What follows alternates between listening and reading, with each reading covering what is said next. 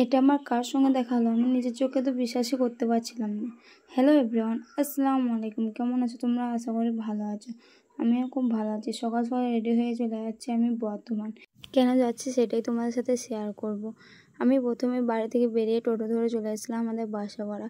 আর বাসাপাড়া থেকে বাস ধরে নিয়েছিলাম বর্ধমান যাওয়ার উদ্দেশ্যে। আর বাসে চাপলে জানলার ধারে না বসলে তো একদমই হয় না।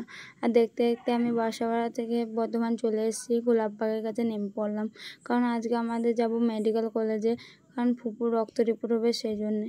এখানে প্রথমে ঢুকে একটু চা খেয়ে নিয়েছিলাম, কারণ খালি পেটে ছিলাম সকাল থেকে সেই জন্যে। আর একটা পানির বোতল তো নিতেই হবে, না হলে তো হবেই না। এখানে যেয়ে দেখি যত টাইম হয় তত ভিড় হয়। 9টার মধ্যে সবাই আবার লাইন দিয়ে দেয় 4তলাতে। এখানে লাইনে 5-6 জনের পরে পেয়ে গেছিলাম।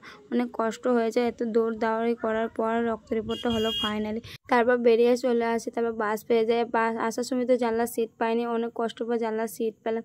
আর রফিকুল দাকে কে কে চিনো অবশ্যই জানাবে কমেন্টে। আর এখানে আমার বাসা থেকে দেখা হয়েছিল রফিকুল দার সঙ্গে। আর এটা হচ্ছে রফিকুল দার নতুন দোকান, ওপেনিং হয়নি এখনো, হবে ইনশাল্লাহ। আর আরও ভালোভাবে সামনাসামনি দেখা হবে আমি আশা করছি। আর আজকের মতন এখানেই ভিডিও শেষ করছি। আল্লাহ হাফিজ।